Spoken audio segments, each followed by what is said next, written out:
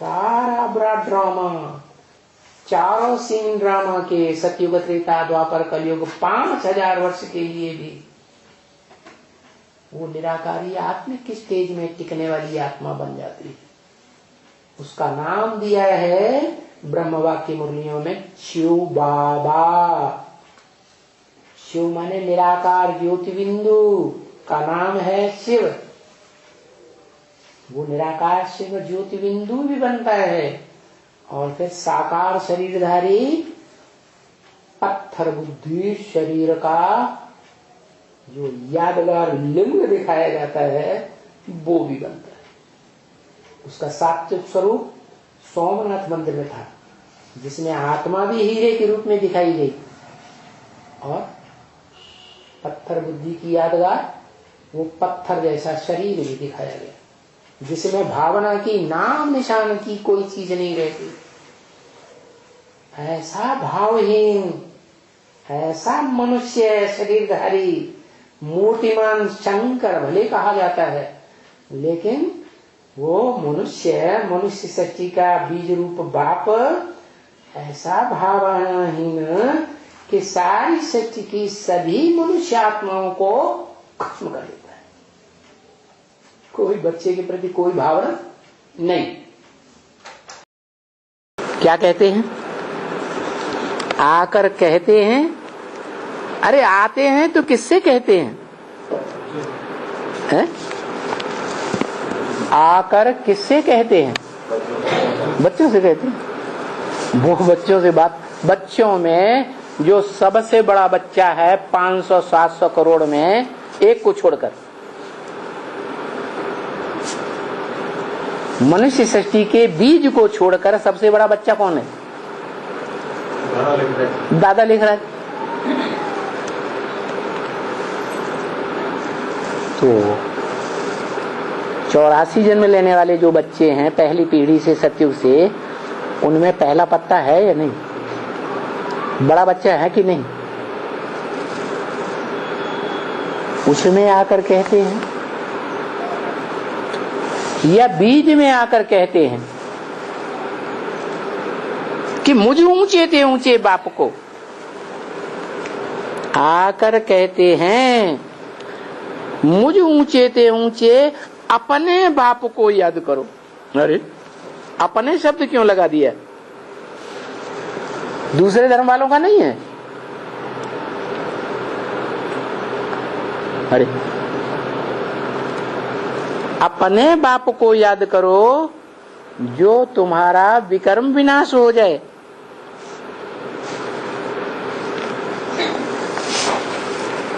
है इसलिए चंद्रवंशी के समय पे अपने बाप का धर्म बाप और सूर्यवंशी टाइम पे हिमांशु बाप तो अपने समय के बाप। वो तो ठीक है। तो इब्राहिम भी अपने समय का बाप हो गया, बुद्ध क्राइस्ट भी अपने समय के बाप हो गए, विकर्म विनाश हुए। मुझ ऊंचे ऊंचे बाप को, अपने बाप को याद करो जो तुम्हारा विकर्म विनाश हो जाए। तुम्हारा किससे कहा? दूसरे धर्म वालों से कि सूर्यवंशियों से? सूर्यवंशियों से कहा तुम्हारा विकर्म विनाश हो जाए। लेकिन किसके द्वारा कहा? जो यज्ञ के आदि में था, तनधारी व्यक्तित्व, व्यक्ति, पर्सनालिटी, उसके द्वारा कहा या दादा लेखराज ब्रह्मा के द्वारा कहा? दादा लेखराज के द्वारा कहा। वो अरे ऊंचे थे ऊंचा भगवंत, और वो ऊंचे थे ऊंचा भगवंत आकर कहते हैं कि मुझे ऊंचते ऊंच अपने बाप को याद करो। ये ऊंचते ऊंच और नीचते नीच कहाँ की बात है? तो तुम्हारी विकर्म विनाश हो जाए कि मुट्ठी में है तकदीर तुम्हारी। अच्छे से अच्छा जन्म बना लो, चाहे बुरे से बुरा जन्म बना लो।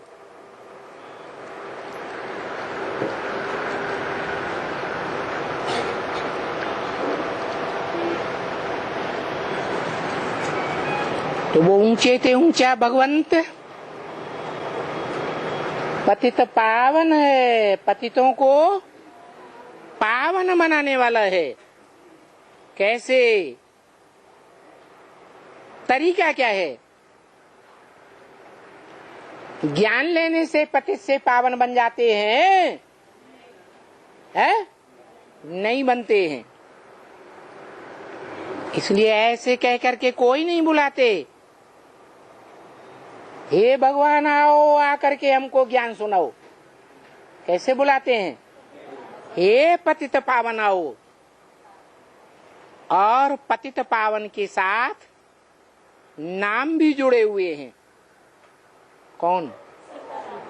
पतित पावन सीताराम। ये भी बोला हुआ है मुरली में, जो पतित से पावन बनते हैं वो ही मुझे बुलाते हैं, बार बार बुलाते हैं। और जो पतित से पावन बनते नहीं वो मुझे बुलाते भी नहीं। और यहां शूटिंग होती है क्या? मन बुद्धि से, वाचा से, कर्मेंद्रियों के प्रयत्न से, अर्थात कर्मेंद्रियों से सहयोग देकर बार बार बुलाने की चेष्टा करते हैं। संगम युग में शूटिंग भी करते हैं। वो कौन है? जो पतित पावन बाप को मानने वाले हैं। और जो नहीं बुलाते हैं वो पतित पावन राम बाप को मानते भी नहीं, पहचान ही नहीं पाते। और दूसरों को अपना बाप बना लेते, उनके बच्चे बन जाते। उनमें निश्चय बुद्धि बन जाते कि यही हमारे बाप हैं, माता पिता हैं।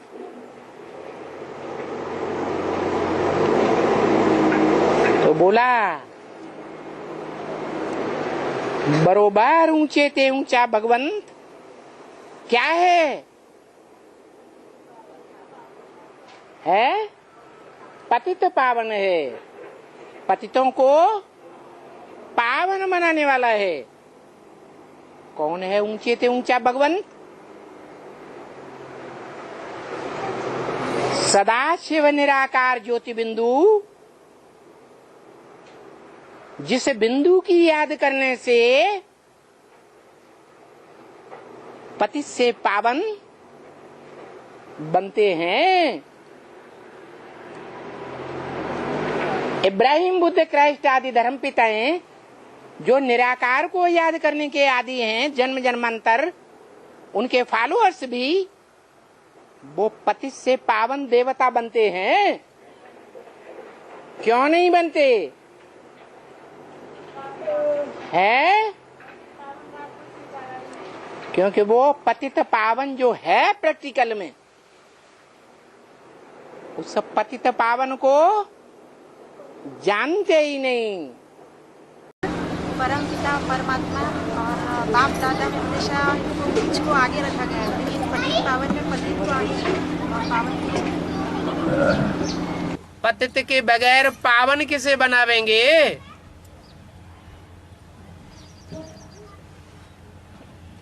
अगर पतित ही नहीं होगा तो पावन किसको बनावेंगे? और साधारण पतित मिल जाएगा तो दुनिया पावन बन जाएगी। है? नंबर 2 का, नंबर 3, 4, 5 का आखिरी नंबर का पतित होगा, वो अगर मिल जावे पावन बनाने के लिए तो उससे दुनिया पावन बनेगी। या नंबर 1 पतित मिलेगा तब ही पावन बनेगी। 100% पतित चाहिए और 100% पावन चाहिए। बेहद का पतित चाहिए और बेहद का पावन चाहिए। दोनों का मेल चाहिए। 100% भोगी चाहिए और 100% योगी चाहिए। तो सदा योगी कौन है? इस दुनिया की कोई मनुष्य आत्मा तो सदा योगी हो ही नहीं सकती। सदा शिव तो एक शिव बाबा ही है। ये संसार रूपी वृक्ष में दो ही आत्माएं ऐसी गिनी जाती हैं, जो एक परम भोगी है और एक परम योगी है। वो पतित पावन तो एक ही होते हैं ना बच्चे, है क्या? एक होते हैं कि दो होते हैं? पतित शब्द अलग है, पावन शब्द अलग है, तो दो हुए या एक हुए? है दो हुए। फिर पतित पावन तो एक ही होते, ऐसे क्यों कहा? क्योंकि जो पतित बनता है वो ही पुरुषार्थ करके गीता ज्ञान के आधार पर पावन बनता है। तब कहा जाता है शिव समान स्टेज बनाई। जैसे शिव पावन है, एवर प्योर है आत्मा, ऐसे ही जो पुरुषार्थी है ऊंचते ऊंचे, जिसे मनुष्य सृष्टि का बाप कहा जाता है, वो पहले तो पतित है, बाद में पावन। तो नाम दिया शिव शंकर भोलेनाथ। शिव भी उसी का नाम और शंकर भी उसी का नाम। अभी कहा होगा, बाबा ने तो बोल दिया है। बाबा ने तो मुरली में बोल दिया है। क्या बोल दिया है? सारा आप वही खरीद करना पड़ेगा। तो ये सारी जिम्मेवारी बाप के ऊपर तो उठाएंगे क्या? ये जो बाप के बच्चे होंगे खुद भी जिम्मेवारी थोड़ी उठाएंगे। अरे उठाएंगे या नहीं उठाएंगे? उठाएंगे। तो कहेंगे अरे जब सारा आप खरीदना ही खरीदना है तो हम भी पहले से क्या है, एक ईंट हम भी अपनी लगा दें।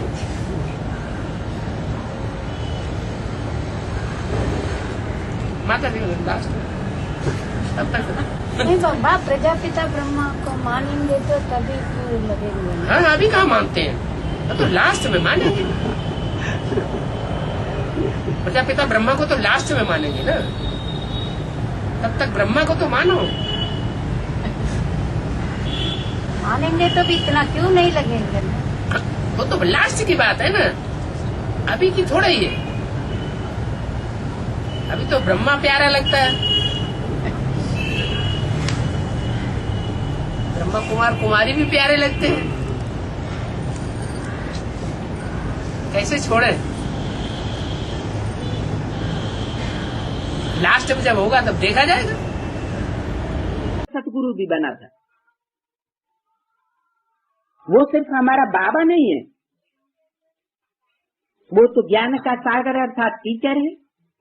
हमको शिक्षा देते हैं, सृष्टि के आदि मध्य अंत का राज समझाते हैं। क्यों समझाते हैं?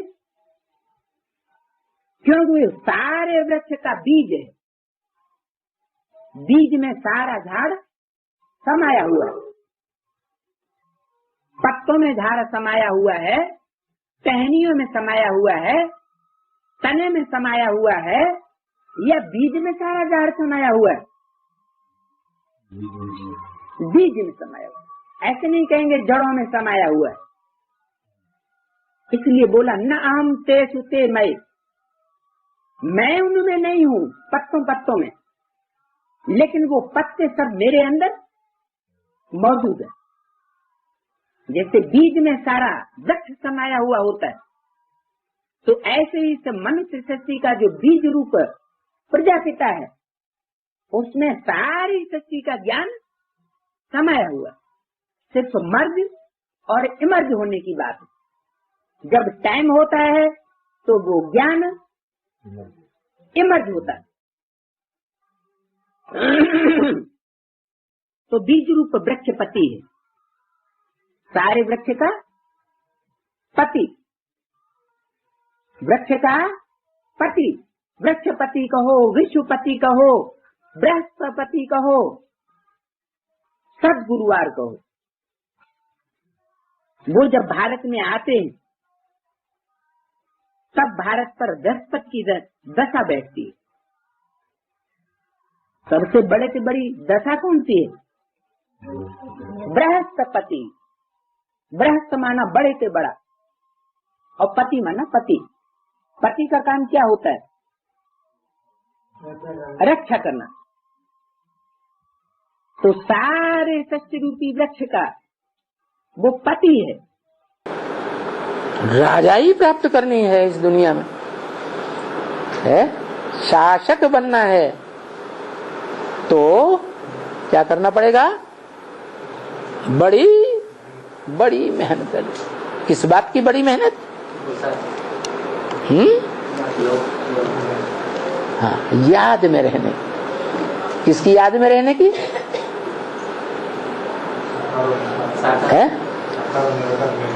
है ही वो मेल। चलो प्रजापिता ब्रह्मा है तो भी मेल तो है ना साकार निराकार का, और ओरिजिनल प्रजापिता ब्रह्मा है तो भी साकार निराकार का मेल है। तो वो एक सेकंड में याद आए, साकार के साथ निराकार।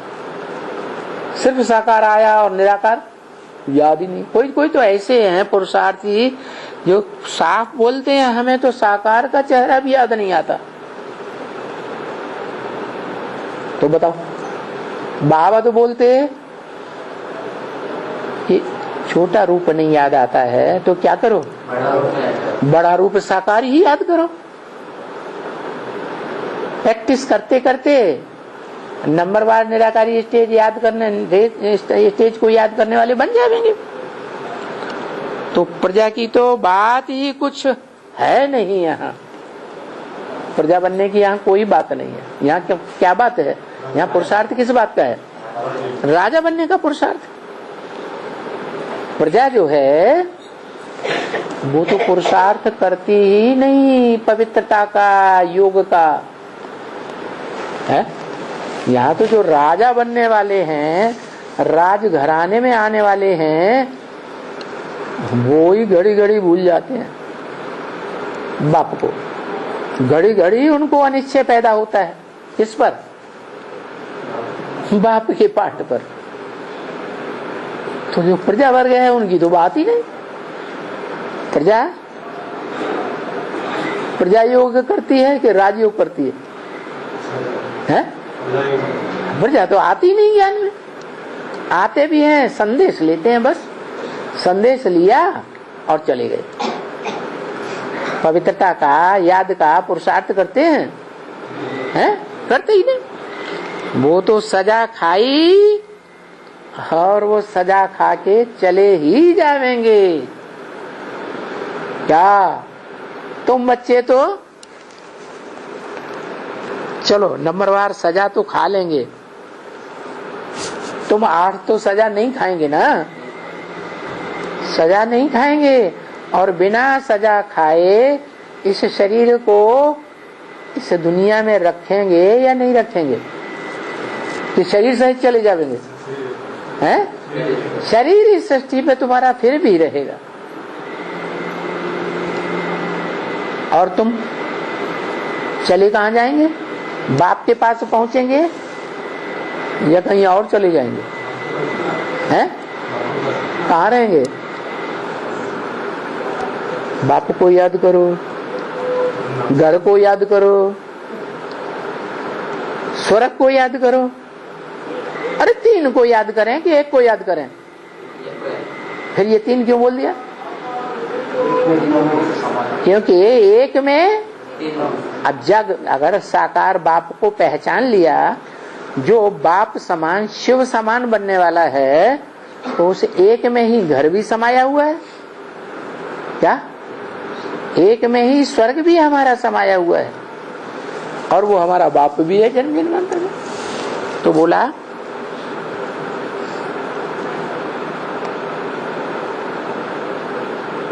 जो प्रजा वर्ग वाले हैं वो तो राजयोगी नहीं बनेंगे, वो तो प्रजा हैं और सजा खाएंगे निश्चित रूप से, वो भी नंबरवार, और चले ही जावेंगे परम धाम में।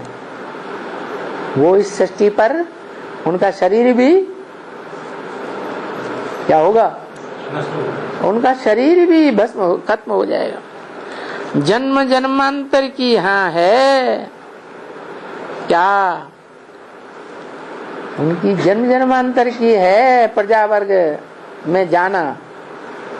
किसी जन्म में राजा नहीं बनेंगे। बाकी हम जो राजयोग सीखते हैं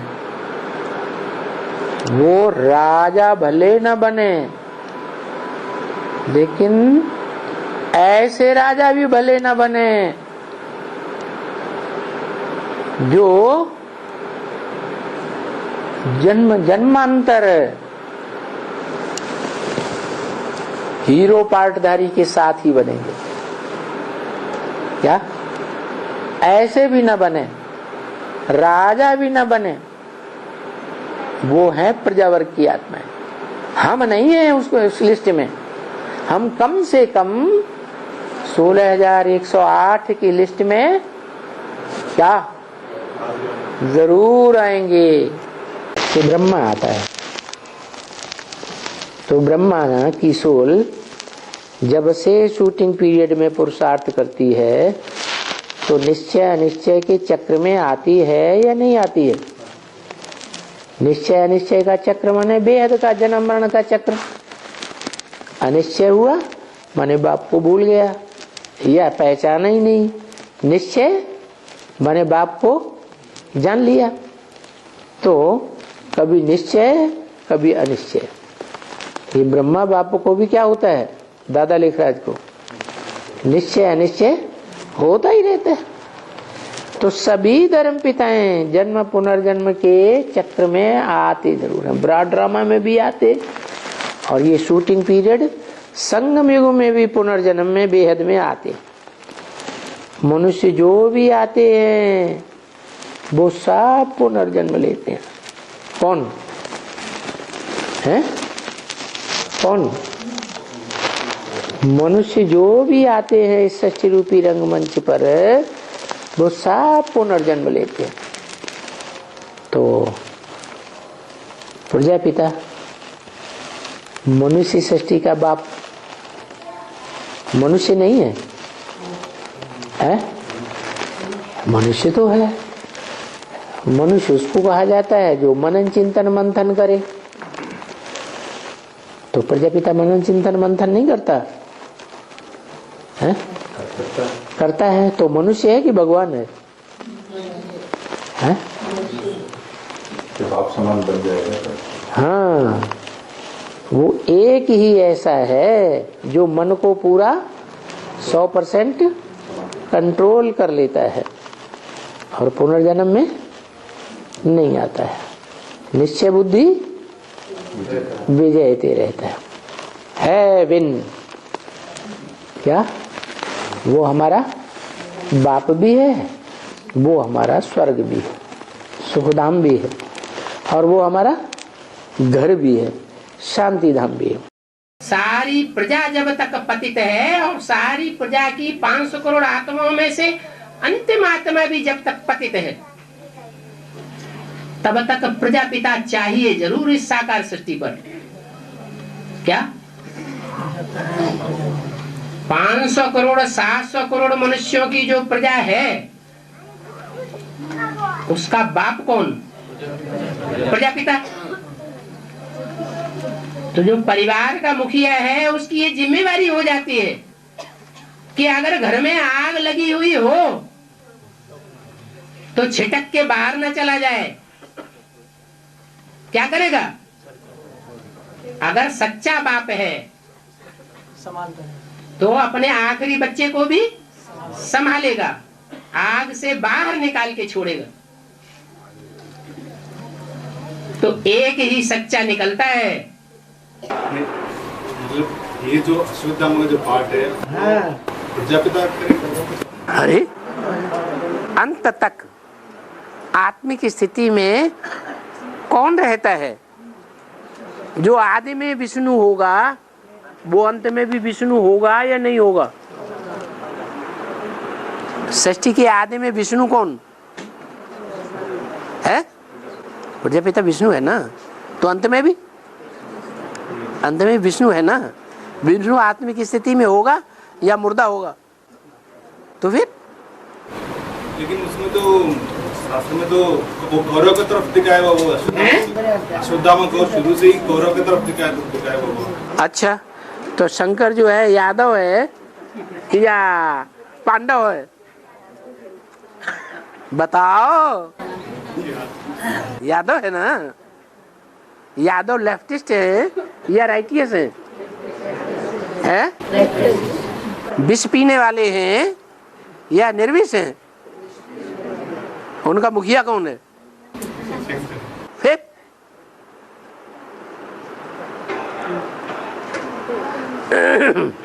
बाबा साथ में पांडवों के बीज भी वही प्रजापिता है ना बाबा। वो तो सारी दुनिया का बीज, दुनिया की ऐसी कोई बात नहीं जो तेरे ऊपर लागू ना होती हो।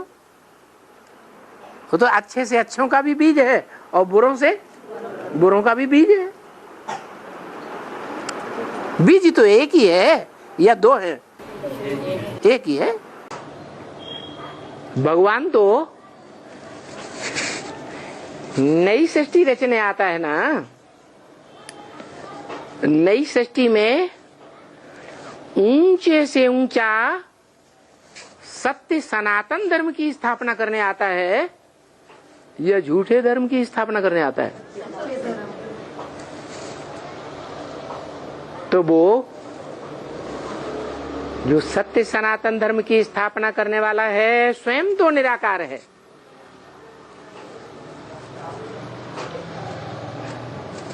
जिस सतयुग की स्थापना करता है वो सतयुग की दुनिया तो साकार होती है या निराकार होती है?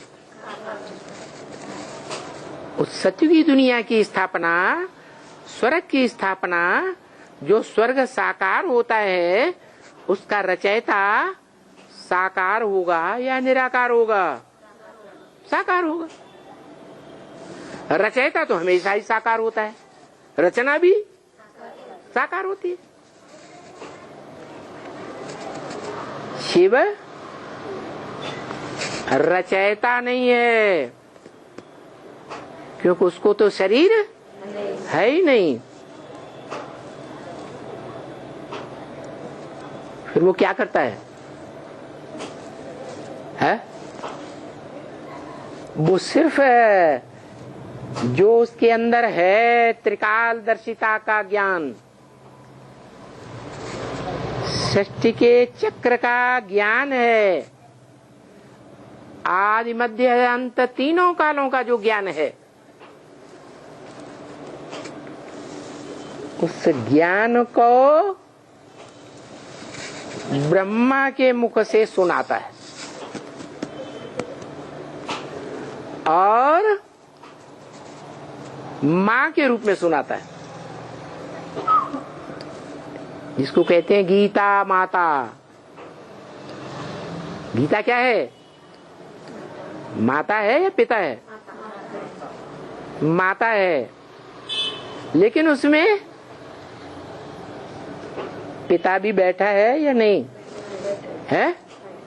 पिता भी बैठा है। तो जो गीता माता है उसका पिता उसे कंट्रोल कर रहा है। इसलिए पूछते हैं, ब्रह्म वाक्य में ही प्रश्न करते हैं, ब्रह्मा का बाप कौन? पूछा है तो कोई होगा ना। कौन है? ब्रह्मा साकार तो बाप भी साकार। तो ब्रह्मा का बाप हुआ प्रजापिता।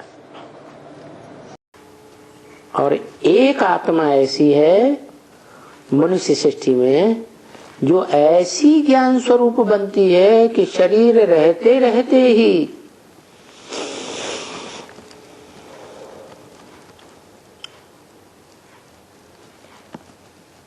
ज्ञान स्वरूप बन जाती है, ज्ञान का अखूट भंडार बन जाती है। जैसे कोई दुनिया में बीज होता है वृक्ष का, तो बीज देखने से ही सारा वृक्ष याद आ जाता है, माने बीज में सारा वृक्ष भरा हुआ है। जैसे कोई रिकॉर्ड होता है, डीवीडी होती है, पेन ड्राइव होता है, चिप होती है, कितनी छोटी सी होती है, उसमें कितना रिकॉर्ड भरा हुआ होता है। ऐसे ही आत्मा भी एक रिकॉर्ड है, लेकिन सब आत्मा एक जैसा रिकॉर्ड नहीं। कोई बड़ा रिकॉर्डर, कोई छोटा रिकॉर्डर, कोई मध्यम रिकॉर्डर। तो आत्मा जो रिकॉर्ड है, जो चैतन्य रिकॉर्ड है, उन आत्माओं के बीच एक ऐसी रिकॉर्ड है जिसमें 84 जन्म तो क्या, 84 जन्मों को भी क्रॉस करके, सारी मनुष्य सृष्टि को क्रॉस करके पार्ट भरा हुआ है, और वो कभी खलास ही नहीं होता। लेकिन मनुष्य सृष्टि में एक ही रिकॉर्डधारी ऐसी आत्मा है।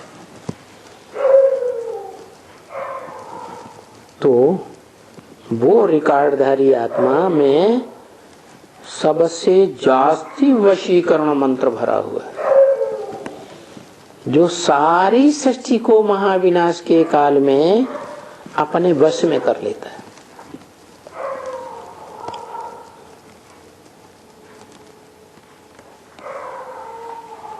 तो ये मन मना भव वशीकरण मंत्र है। कौन देता है? अरे कौन देता है? देने वाला कौन? अरे ऊपर वाला है या नीचे वाला? हाँ, ऊपर वाला न किसी को कुछ देता है न किसी से कुछ लेता है। वो ज्ञान का अखूट भंडारी भी है, तो भी ये कोई नहीं कह सकता कि वो देता है। हाँ, लेने वाले लेते हैं, कोई ज्यादा ले लेता, कोई कम, कोई मध्यम। तो मन मना भव का वशीकरण मंत्र ऊपर वाला सुप्रीम गॉड फादर नहीं देता, आत्माओं का बाप। वो जिसमें प्रवेश करता है वो वशीकरण मंत्र देने वाला बनता है।